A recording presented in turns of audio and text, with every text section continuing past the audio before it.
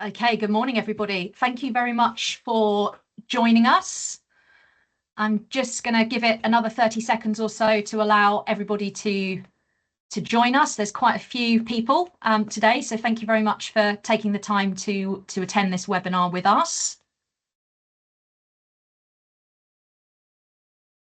Over 100 and counting. No pressure, guys, today. And counting. Okay, right, so I'm going to make a start. A big thank you to everybody for joining us for this webinar this morning. It's an important one, and we're actually joined by a pretty all-star cast, if you like, today to help me talk about the topic of mental health, of suicide prevention, particularly from the construction sector, but actually what we're going to be talking about today absolutely applies elsewhere as well on a wider scale. So we hope it's useful for you. We're going to go through introductions in a moment, but just a quick round. This is a webinar whereby we want you to participate and we want you to get involved. So please, at any point in the webinar, do use the Q&A function, ask us questions, write your comments down. We'd like to answer as many of them as we possibly can, and we can take those at the end of the webinar. There's no such thing as a silly question. If you've got experiences perhaps you'd like to share as well, we're always open to hearing about those and learning from your experiences and what you've been through in the past as well. So a quick introduction from me. My name is Alice. I'm the founder and the CEO of Ripple Suicide Prevention Charity. I came up with the idea of Ripple about 5 years ago now, and I set up the charity in memory of my brother Josh, who very sadly took his own life on the 25th of November 2020 at the age of 21. So I know, unfortunately, firsthand what it's like to lose a loved one to suicide. And since that point, I've become absolutely immersed in the topic of mental health and suicide prevention to do everything I can to prevent this happening to other families. For this particular webinar, it's called Building Better Mental Health and Suicide Prevention Learnings from the Construction Sector. But as I said, it does apply to a range of other sectors as well, and can be applied elsewhere rather than just on construction. So the first person I'd like to introduce is Sarah Bolton, who joins me on the webinar today.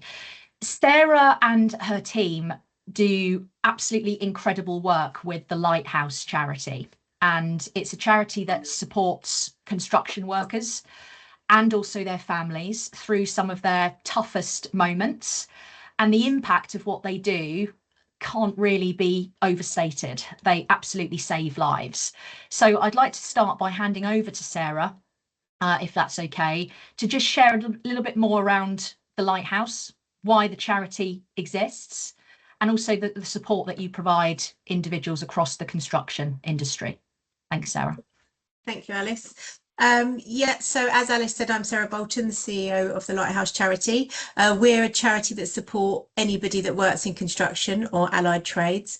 We've been going since 1954, this is our 70th anniversary this year, and predominantly we're here to look after people's physical, financial and emotional well-being. So we cover all aspects of support for anybody in construction and their families around all ranging things from financial education to problems with rent, problems with your physicality, but most importantly we do a lot of work around mental health and supporting mental health.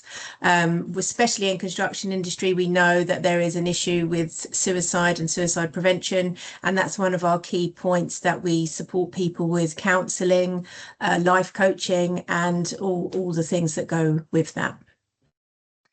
Thanks, Sarah. And it's really particularly important because, as we know, unfortunately, construction workers are 3 to 4 times more likely to die by suicide compared with a national average. So it's really important the work that you're doing. Ripple is partnered with Lighthouse. So that means that we have a our technology at Ripple can signpost to all of the amazing support services that Lighthouse provide in a construction environment to make sure that people get the right help that they need. And the helpline is on Sarah's background as well, if anybody is interested or wants to take a note of that. Thank you very much, Sarah, for joining us. I'm going to ask now Claire to introduce yourself, please, for us. Thanks, Alice.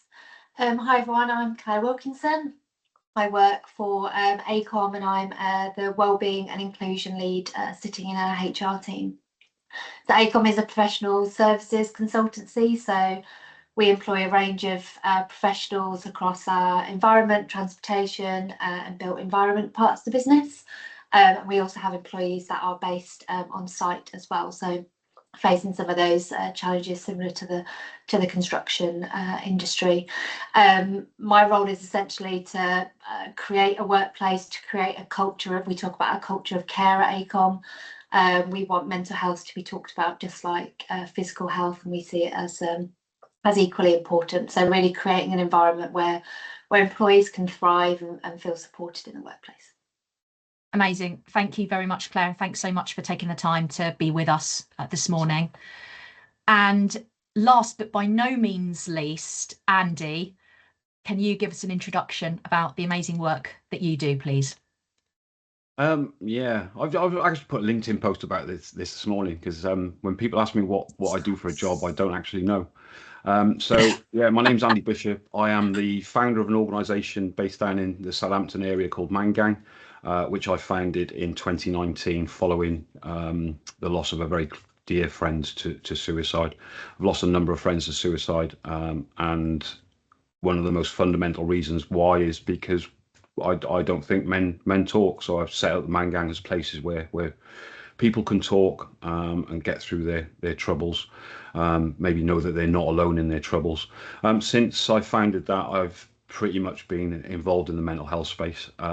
I'm blessed to be a representative of both the Lighthouse charity and an advisory board member of the Ripple suicide prevention charity. Like I say, everything that I do is around mental health and well-being. So my role with the Lighthouse charity, I'm part of what we call the Make It Visible tour team, which takes me out onto construction sites to the boots that are on the ground, the muddy boots, the tough people, and I share stories and I share the amazing support that is on offer. And I'm also an advisory board member for Ripple, where I advise on military to civilian transition, having been a soldier for 22 years. Thanks, Andy. Great to have you, and really appreciate all of the amazing work that you continue to do. Okay, so I'm going to open up the discussion then by asking some questions, and this is open to all of you, so please feel free to jump in with your comments and your thoughts here. But the first question I've got is, I think the most obvious one is, what makes construction a higher risk environment for mental health and suicide? Why is that the case? I'm happy to jump in first. Thanks, Claire. So I don't think there's obviously one singular reason, Alice. I think it's probably a combination of things. I think if we look at kind of the demographics of the workforce that work in the construction sector, that is just naturally going to lead to some higher risk there. I think just the nature of the work in construction as well. So whether that is maybe working away from home more, some employees kind of have to travel to those construction sites and stay away from home, making that access to family and friends, and then being able to spot when people are struggling maybe more difficult. It can also increase those feelings of loneliness for our construction workers. And unfortunately, on construction sites, there can be more access to means that can facilitate people taking their own lives. So there's lots more, I'm sure. My colleagues on the call can add more there, but yeah, I think they're just kind of a couple of the reasons that can increase those risks. Thanks, Claire. And Andy, you mentioned men don't talk, particularly in your introduction. How does that feed in, do you think, with the construction industry? I know there's a few comments mentioning that aspect as well. Yeah, do you know, I'm reading some of the comments there. There's the word stigma's popped up a few times, and the word tough has popped up a few times. A couple of weeks ago, and I'll give away too much about this, I visited a college, and it was a construction-based college up in, yeah, I'm not going to tell you where it was, but there was 56 people in that room. Now, these 56 people were 16 to 18-year-olds. And there's a lot of stuff around the industry which says that the industry creates this kind of environment where people don't talk. But what I saw in that college on that day was 56 people, where 52 of them had already been affected by suicide, and half of them don't even know where Wow. half of them don't even know where the kettle is on site yet, let alone anything about the industry. These are like level one apprentices and stuff. I think it's a lot to do with male culture in Mm. general, and then throw that male culture into the mix, onto a construction site which is predominantly male. And I'm not going to lie, we are stuck 10 years behind equality and inclusion and diversity and stuff. No matter how much policy and strategy we put in place, we are playing catch up, actually on site. We've got all the policies and strategies, but the actual change that needs to happen, with the people, as in the men and women that are working on the tools, it's not happening quick enough, I think. Yeah. Have you got anything to add, Sarah, from your experience in this? Yeah, I think as well, it's they don't have a consistency of work, so it's feast or famine, really. They can be working consistently on a project, the project may come to an end, or there isn't anything, that they don't know. It's not no security, no job security, no income security. Mm. And we know there's a direct correlation with, financial implications and then your decline in your mental health. So all of those things, plus a lot of them are lone workers as well. So the finishing trades have a high demographic of suicidal ideation and actuation, and they are always working alone. They're always at the end of the job where the budget is squeezed, the timescales are squeezed under an awful lot of pressure, and Yeah. they don't have a network. Plus, if they're working away from home, if you put all of those things together, it's a bit of a perfect storm, really. Yeah, absolutely. So I guess the next question that I've got then, we've identified that, construction in particular is very high risk. There's lots of reasons why that is the case, as you've all very kindly just outlined. But what stops them from actually seeking help? Because there is support out there. There is support that does exist. What can they do to encourage those individuals, those high risk individuals, to actually get the support that they need, do you think? So shall I go first? So I think we've mentioned a lot around stigma and around the environment, that you have to be tough, and that it's a weakness to speak, when we're always trying to say it isn't. Also, I think we need to normalize these conversations. I think we need to give people permission to say it's okay not to be okay, to steal Andy's catchphrase, and to just kind of embody that, really, and that has to come from the top down. And it can affect anybody, mental health and financial issues. It doesn't mean because you're the site manager you're immune, or you get paid a bit more and it's a different scenario. So I think if you're leading by example and people are talking about it, and that stigma does start to break down, because they do think they're going to be judged, they think they're going to be penalised, for reaching out for support. Yeah, absolutely. And Claire, from your perspective, how would you say organisations, across industries, not necessarily just in construction, can try to reduce those barriers?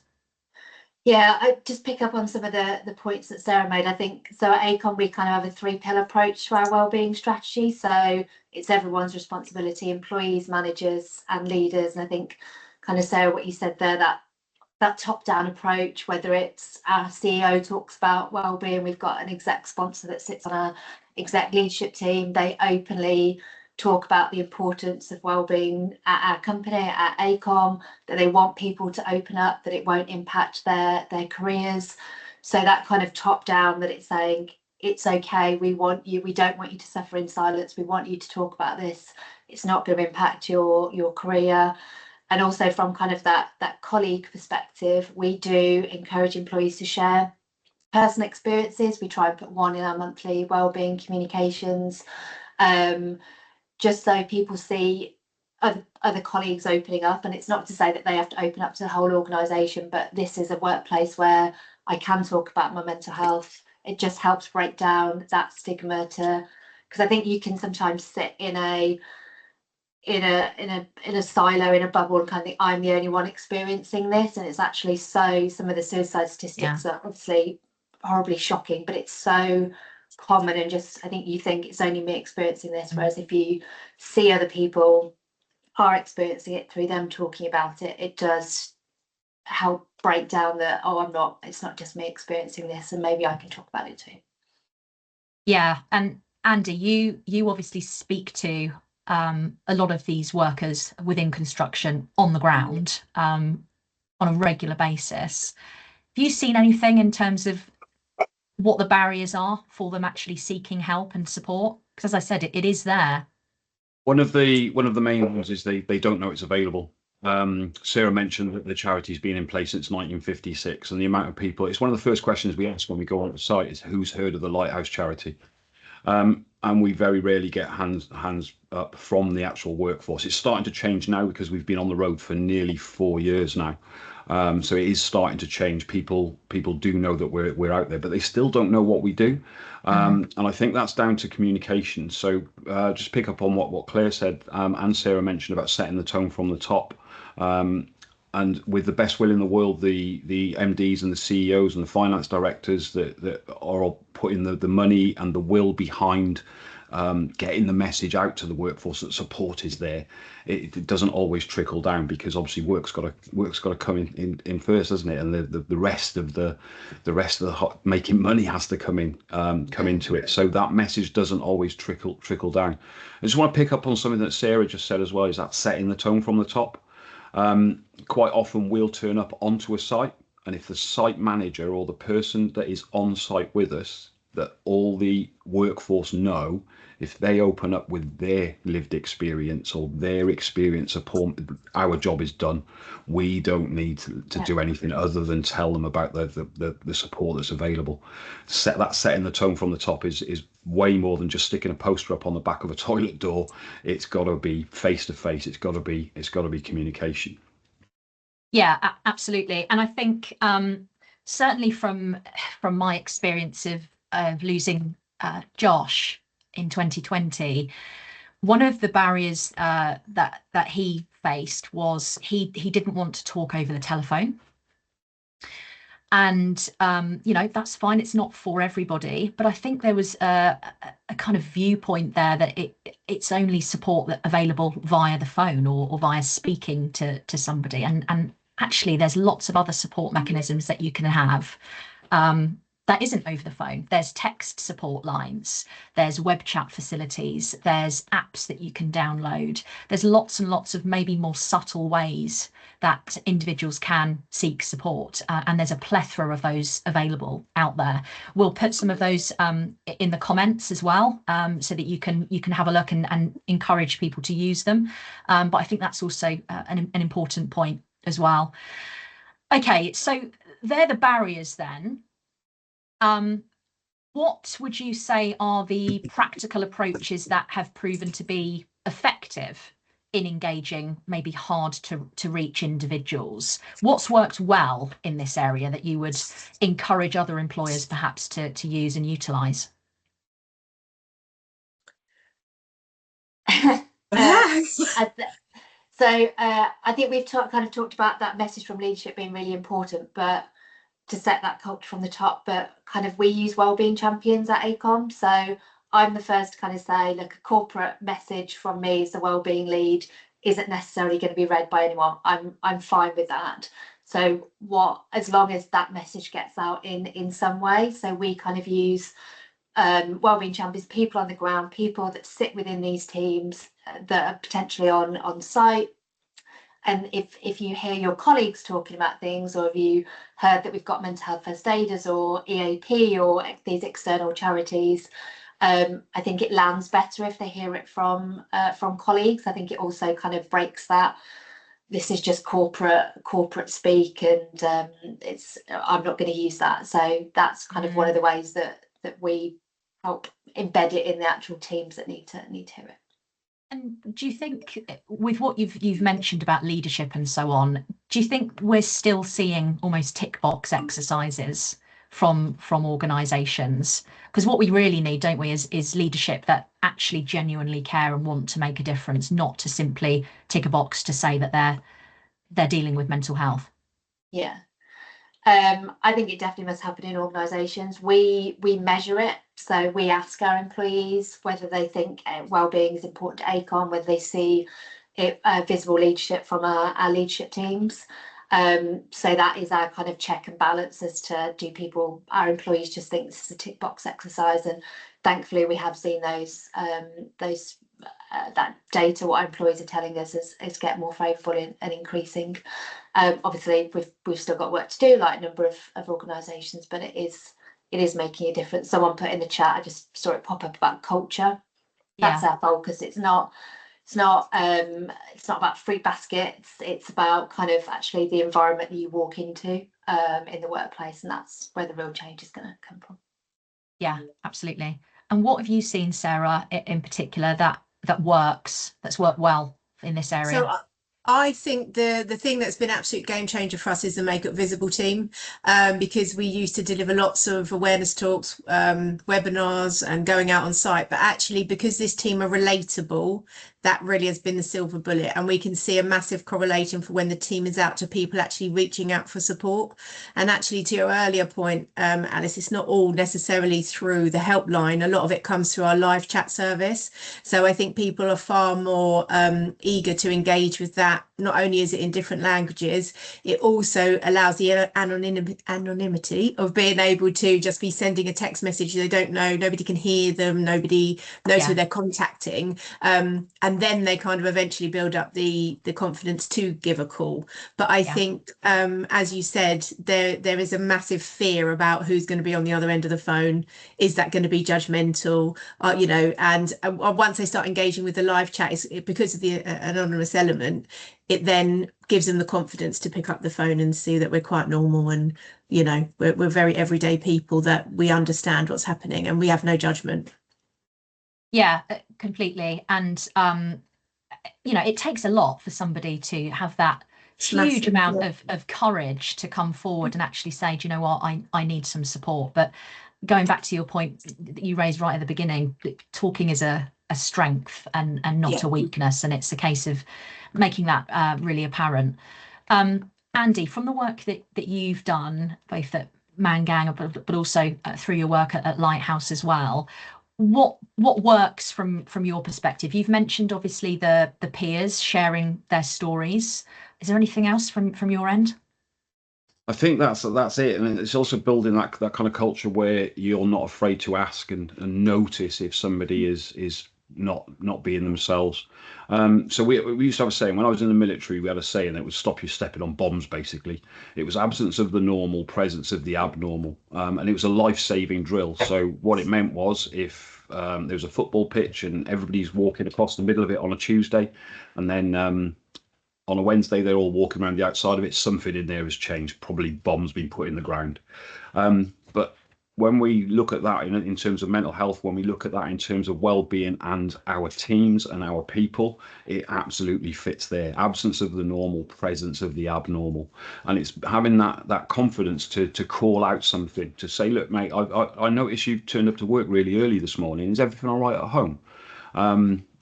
And looking for other things like that, looking for those tiny little differences that from being part of that team. And then I think a lot of people are scared of doing that because they don't know who to turn to. They think they've got to fix. But this is where Ripple and the Lighthouse all come into it, because we'll do the fixing. You just got to do that acting, asking, and then just pointing towards the supporters available. So. Yeah. Can I just build on Andy's point there about asking? 100% agree. We've done something at ACOM. We launched a campaign a few years ago called Ask Twice, because I think it's not specific to ACOM, but when you start a conversation with someone, hi, how are you? Yeah, fine. You? It's just our natural response to just say, yes, I'm fine. Whereas we encourage our employees to follow that up with, especially if you've, like you say, Andy, noticed something's not quite right, whether they're more quiet than normal, or you just know they're going through maybe a difficult time outside of work or dealing with a difficult project. It's asking again to say, are you sure you're okay? Or I know you're going through a tough time at the minute. Is there anything I can do? So just moving past that, those niceties at the start of the conversation, and really asking if someone is okay. And it also shows that you actually want to know the answer. Yeah, completely. And it's something that we also say at Ripple, is to ask twice. The first answer, as you say, is usually just the default, isn't it? Yeah, it's the pleasantries. The second answer is probably going to be different if you ask them again. So yeah, please do take that advice. Okay, so I'm going to move on then to interventions now, as a topic area to discuss. And you know, and we've had incidents at Ripple, and I'm sure you guys have all experienced incidents, sadly, where individuals are in crisis. What does early intervention look like from your perspective in practice? Who wants to take that one first? I'll go with that. I experienced a couple of these last week. Couple of interventions. We actually call them active rescues when we're out on doing the Make It Visible site talks, and they often happen a long time after the talks happened. They'll never happen during the talk when we've got a collective audience. So when we are packing up, we'll loiter around the van, we'll hang around that kind of area. And is that, sorry to interrupt you, Andy, is that because they're concerned about potentially what their peers might think of them if they did raise that? Sometimes they might be, but then they come in to talk to us next to the most highly visible van in the world. I think it's basically they want to make sure that people have gone back to work and they're not the center of attention, so they still come along and do that in private. So this particular chap, we were getting ready to leave, and he just came and stood, and he was still hiding. He hid his face behind a snud. So we've just been talking to these people for like 45 minutes. He'd been active within that conversation as well, but then when he approached us, that dynamic had shifted. You could see something was wrong. So that the intervention was, are you thinking of killing yourself? And you could just see the change in his eyes. And this is the charity. We're blessed to be able to do this. We provided him immediate referral, and he sat in the van then on the phone for about 45 minutes. And I've no doubt we saved a life that day. But he intervened himself off the back of us providing him the permission to do so. But what we find quite often as well, it's very difficult for somebody to make that phone call. So we'll make the phone call for them. We'll let them hear the real human on the other end of the call, or we'll tap in the messages on their phone. So we take the sting out of it a little bit. But yeah, interventions. That's real crisis kind of intervention. That's right at the crisis point. For me, intervention starts a lot earlier by creating those safer spaces where we can go into work and say, look, I didn't sleep very well last night. Maybe had a bill I wasn't expecting, and having those honest conversations rather than puffing our chest out and coming in with all the bravado and Yeah. Thanks, Andy. Amazing work. Sarah, have you got anything to add to that? Yeah, I think as well, in terms of proactiveness, it's really great to get the message out. Yes, we are here for all the things Andy's mentioned, the crisis, but we are also here prior to that. So your situation doesn't have to be absolutely dire for you to pick up the phone. And I think that's really important. So if you picked up the phone actually when it's, you just received that first bill, we can get the interventions in place to prevent that escalating any further. And actually that reduces the stress, that reduces the risk of a lot of other things. And I think that's another message that we need to get out as well, because what tends to happen is they ring us when there are absolute catastrophe. Whereas if we could have got in front of it slightly, we could have probably taken out a lot of that stress and really got them in a really good sustainable pathway much earlier. So we're trying to do a lot of stuff around education and say, just have a look on our e-learning, and there's some solutions in there. You don't even have to speak to anybody, they're completely free. Or you can log on to some of our webinars and just listen and hear some top tips around finances or whatever that may be. because prevention is always, you know, better than cure. It's easier for us to help you earlier, and it's never too, nothing is ever too small to ring up for. It doesn't have to be huge. You can ring up for a little thing as well, like you've got a problem with your tax, for example. That's a really good example. Ring up straight away, because we've got a partner that can deal with that immediately and prevent it going into bills and debts and fines and really getting out of hand. And obviously what might be, you know, deemed a small issue for us might actually be huge and catastrophic for them, right? So yeah, nothing's ever too small. Claire, what are your views on that? Yeah, I think from a prevention perspective, I suppose, as I said, we look at things from a cultural perspective. So it's that, I think, to kind of Andy said, psychologically safe environments, having that sense that I can talk to my manager, I can talk to my colleagues, I know that it's not going to impact my career, I know that someone's not going to judge me for opening up and having these struggles. So that's really important for us to create that safe environment. And also education as well. So we've now got wellbeing as part of our online inductions. So as soon as someone joins ACON, we tell them about our culture, we tell them about all the resources that we have. We're obviously going to have to remind people along the way. You have to absorb a lot of information, but every opportunity reminding people what's available, and training throughout the year. So training line managers on spotting those signs and symptoms. Just, again, it's come up on this call, but just recognising when someone's not their self, recognising when something's different, can be that ability to get in earlier before it really becomes really obvious. So that we do training for line managers, how to approach those conversations, but employees as well, like how to start those conversations with a line manager, because as we've said, that can be difficult. Yeah, and I wanted to just pick up on something that Andy mentioned as well, which is he actually asked somebody if they are experiencing suicidal thoughts, and I think that's a key point that I just wanted to highlight. There is unfortunately still a misconception out there that if you ask somebody if they are experiencing suicidal thoughts, then you're putting the idea of suicide in their head, which is simply not the case. In actual fact, if you have somebody that you're worried about and you believe that that question is necessary to ask them, the chances are that that individual will feel complete and utter relief that you've asked them that question, and they'll be more inclined to open up and actually talk about how they're feeling. So as difficult as that is, please just keep that in mind. And if you are worried about somebody, please have the courage to ask them outright about that question, because you might just save their life if you do. Okay, the next element then that I wanted to discuss is around in-person approaches to support and digital approaches to support, a combination really of the two. So how do they typically complement each other, do you think?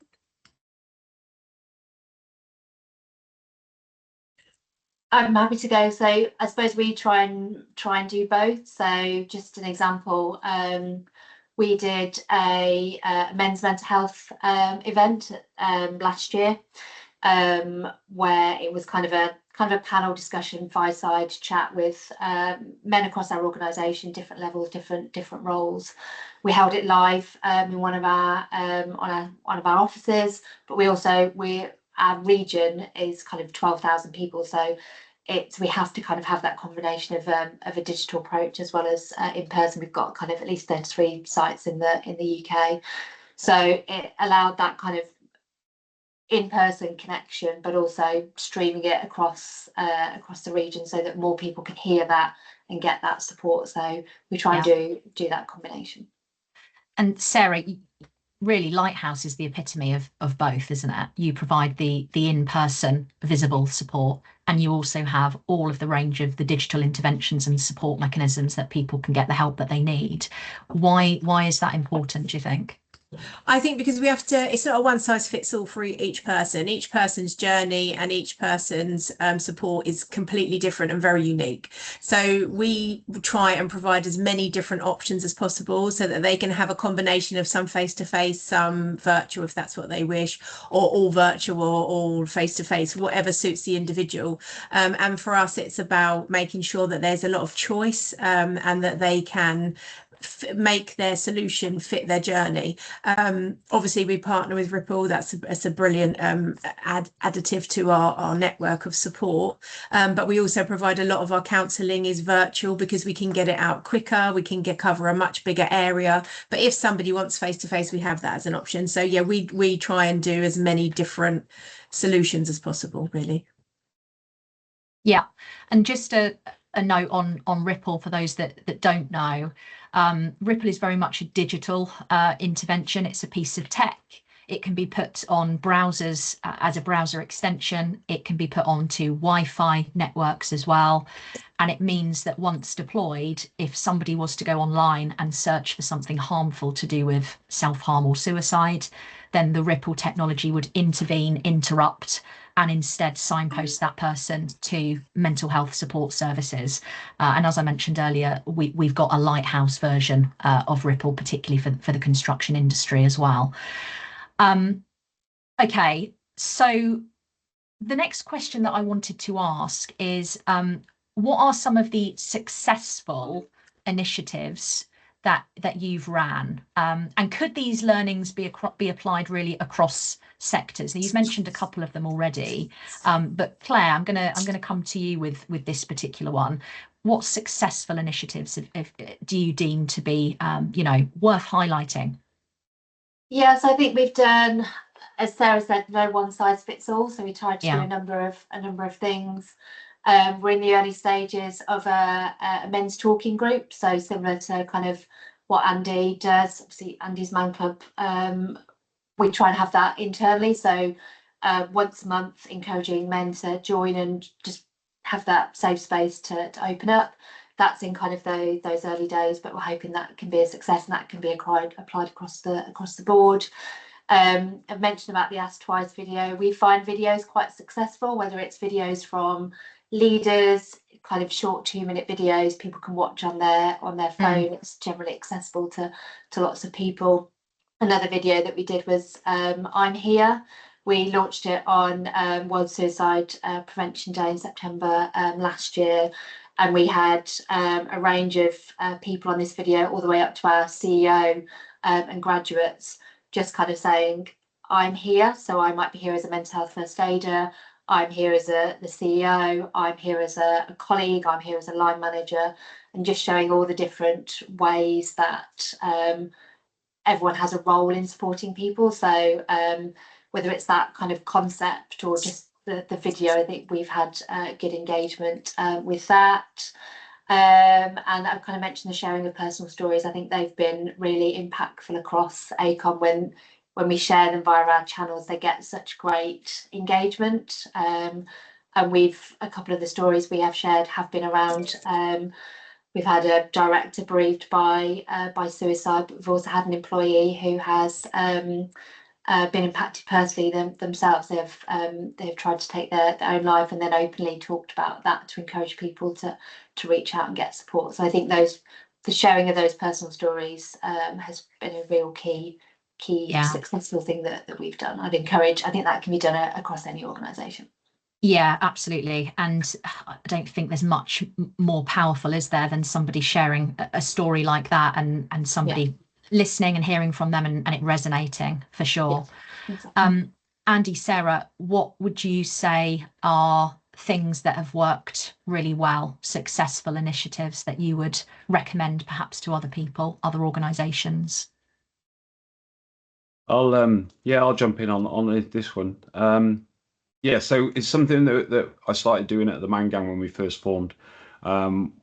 We would have the initial part of the meeting where people would be discussing about the reasons why they were there. And it could get very, very dark, very depressing very quickly. Then we'd have a break in the middle, and then people would naturally gravitate towards each other and the conversation would continue. And then to find some positivity, and then to kind of switch the narrative and let people walk out that door feeling a bit more positive, a bit more hopeful about the future. We would challenge them to think of 3 positive things that have happened in the last 7 days, and then challenge them then to go out and do 3 random acts of kindness for a stranger. Now, the reason that I think that's so successful is because it costs nothing. It costs absolutely 0 to be kind to a stranger for no reason.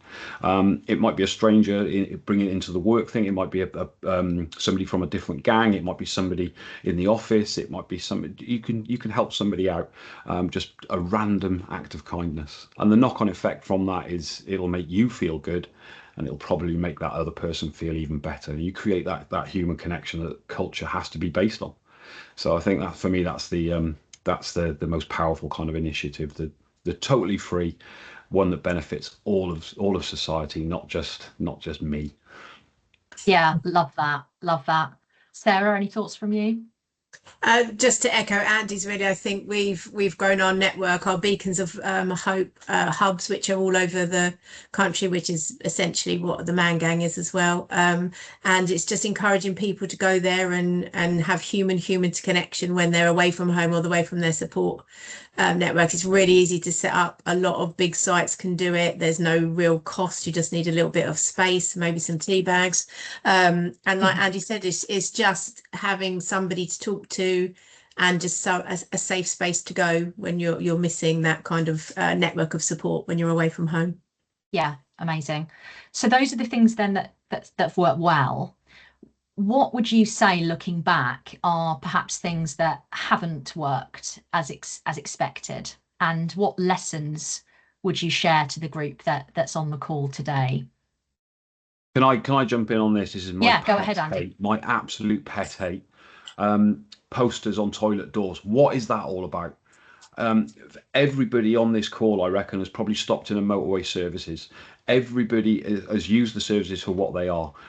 Have an honest reflection. How many people have actually engaged with or bought something from a poster on a toilet door? We don't do it. So why waste our time? Oh yeah, we've got this amazing initiative. Instead of that poster, show it to somebody. Say, look, have you seen this poster? Let's have a conversation about it. That's how we get sales done. That's how we get people to jump on board. Get rid of this. Yeah, I'll find somewhere more obscure to put this poster in. So yeah, just my tuppence worth. Yeah, absolutely. Very good. Claire, Sarah, what would you say, apart from the toilet door posters? Anything that you would avoid? I'm happy to go. Funny enough, we can't even put things on back of the toilet doors, so yeah, we couldn't if we tried. I think one of the things we always struggle with is just awareness of all of these resources. Alice, you said before, there's so much support out there. We've tried so many things about the awareness. Again, when we do our surveys, we ask employees, do you know about our EAP, our mental health first aiders? And we still get a large number that say they don't know about it.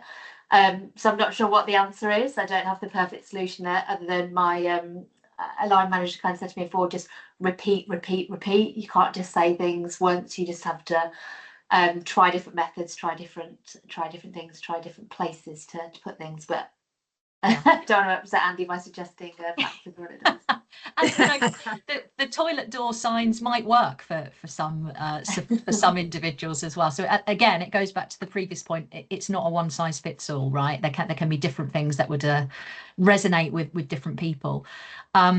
Sarah, what would you say is something that hasn't necessarily worked as expected, that you'd perhaps change? Thinking about it, I think actually it was important we did the things that didn't work, because they kind of led us on to the things that did.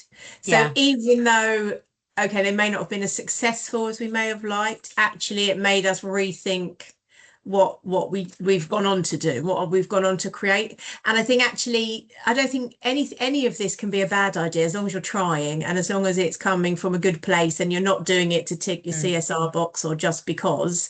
If you've actually got a genuine need to support and help people, I think that does come out. And maybe your first initiative, that's how we learn, isn't it? You learn from your mistakes, don't you? And actually giving it a whirl. I think don't not do it in case you think it's going to fail.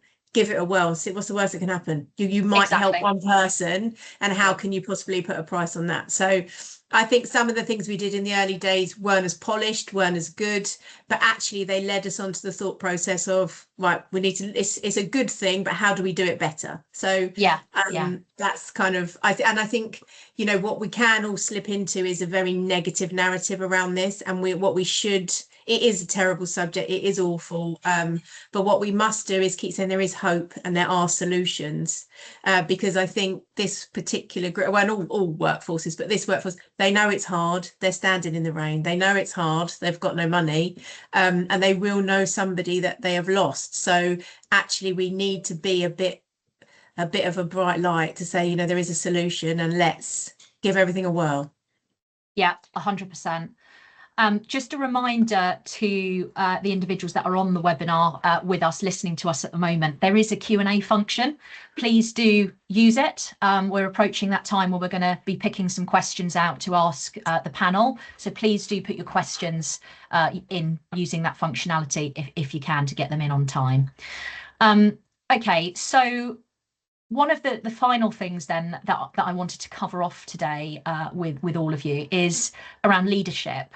And we've mentioned a little bit about leadership today and how it needs to be a top-down approach and how they really need to be buying into this topic and not using it as a tick box exercise. But if leaders could focus on one thing, what would you suggest it should be? Is it okay to go? Make it permissible to speak, live, you know, share their own lived experience, be authentic and say, look, I struggle with this, I struggle with that. Because I think if you start making it permissible, more people will feel there it is safer. And that's the only way we're going to break down the stigma. And we've come massively far from when I started in mental health many moons ago, but we still need to keep going. We're not there yet. Yeah. And it makes them more human, doesn't it, as well? It does. You know, they're not just the leader or the manager. They're actually a person. They've got a life like the rest of us, and they will struggle as well. There's a great power in being vulnerable. Yeah, absolutely. Claire, any thoughts from you? Yeah, I was going to say similar to kind of that open culture. It was over a year ago now, one of our exec. He recorded a short video, really casual on his phone, just talking about his mum and some of the challenges he was facing at the minute with his mum, who'd been in hospital, and he just posted it on our Viva Engage site. I still think to date it's been our most successful organic, so not posted corporately, Viva Engage post ever. The number of kind of interactions, comments and engagement it got was just kind of, I'm so proud, it kind of blew me out of the water that something so simple had such a positive impact. I think, as you say, Alice, it just made him seem human. I think sometimes we think senior leaders, people that sit on exec, they can't struggle with things, they've got lots of money, they don't have challenges in their life, or they've never struggled with their mental health. It's not true, and you can still get to those senior positions but still struggle with your mental health. So yeah, humanizing, open culture, letting people know that they can talk about it whatever level they're at. Yeah, thanks, Claire.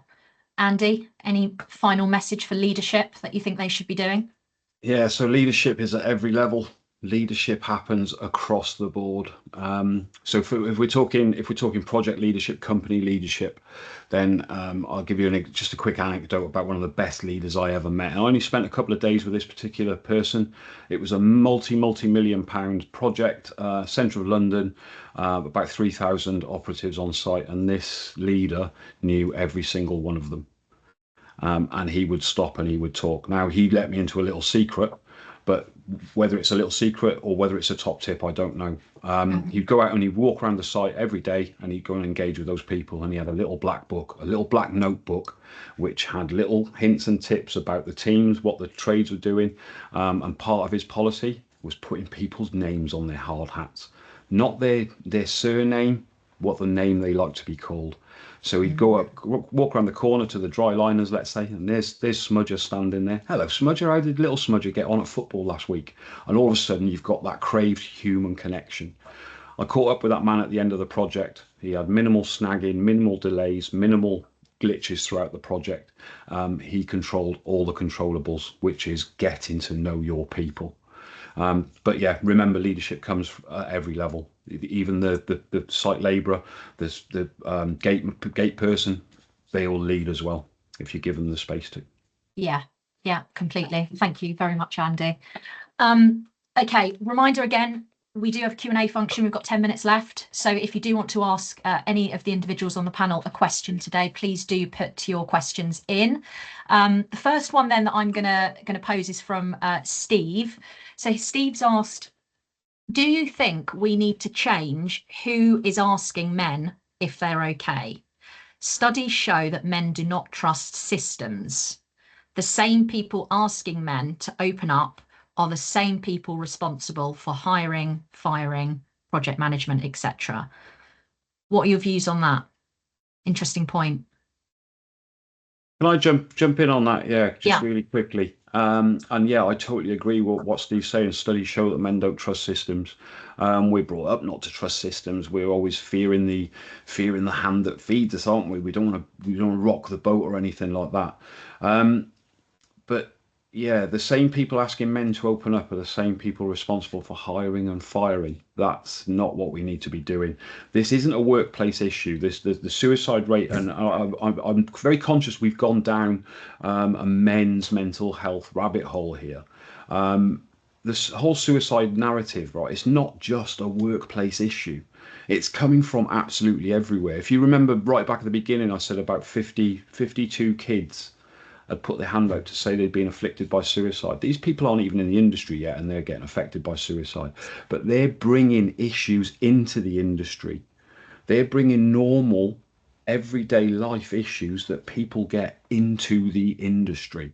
So yeah, it's not about the industry. It's not about hiring, firing, or any of that. It's about being people, and we've got to change culture. We've got to change culture from the earliest opportunity. I believe that lies with education, whether that's at home, whether that's in our schools, in our work, before we even get into the workplaces. Create a culture where people aren't scared to ask, where people aren't afraid to say, do you know what, I'm going through a little bit of a problem. And then, are we going to cure suicide? We're not, but we might just get those numbers to reduce. So yeah, public health, not their problem. HR, definitely not their problem. It's all of our problem. So we've got to provide the solutions. Yeah, completely. Any views or comments on that, Claire or Sarah? I think sometimes my role sits in HR, and I think sometimes we get asked the question of, can HR have that conversation? Because managers don't necessarily feel comfortable. HR are always there to support, but I always kind of advocate that it's not HR's responsibility to have that question. I think the HR doesn't necessarily have those controls over the workload or the intricacies of what someone might be going through, some of those workplace issues that might be coming into play. So I do think it's important for that conversation to be with someone who that person will feel comfortable opening up to, but also someone who has the influence to change things that might be impacting it if it was work related. So if it's kind of workloads or relationships or resources, then the people that can have control over that are the people that ideally need to know that that individual is struggling. Yeah, absolutely. We have another question. This one's for you, Sarah, from Richard. So there appears to be improved visibility and awareness on sites and more talk at higher levels within companies to provide support. Have you seen an increase in the use of your services as a result of that, i.e. year-on-year increase of your helpline and text services and so on, and also requests for speakers like Andy to attend sites? We have had a massive increase. It's quite unprecedented, actually, the increase we've seen year on year. Right. Our numbers have gone up over 40%, which is quite scary for us to try and service. But yeah, we are always getting inundated for requests for Andy and the MIV team to go out. But yes, the short answer is we've seen a massive increase, much more than we would have anticipated in terms of just an all natural organic growth. So the message is definitely getting out there. People are becoming braver and reaching out for support. And I think there's a lot of external factors, cost of living, the situation in the world is causing a lot of anxiety, not just, the construction industry, but all of those things together, we are much busier. Yeah. And we've got another request for you in the Q&A as well, asking you to come down to Plymouth. So we'll send that over to you. Andy will be turning up with lots of toilet door signs and posters for the site in Plymouth. So yeah, do make sure he has those in his hand ready. Okay. Next question. From Simon Wilson, question for Andy: when are you going to publish your book of poems? Yeah, do you know what? Thank you, Simon. Obviously, you've encouraged me to publish it. I don't know if I will. I started writing poetry as a method of coping with the things that are going on inside my head. It's only recently I've started sharing them.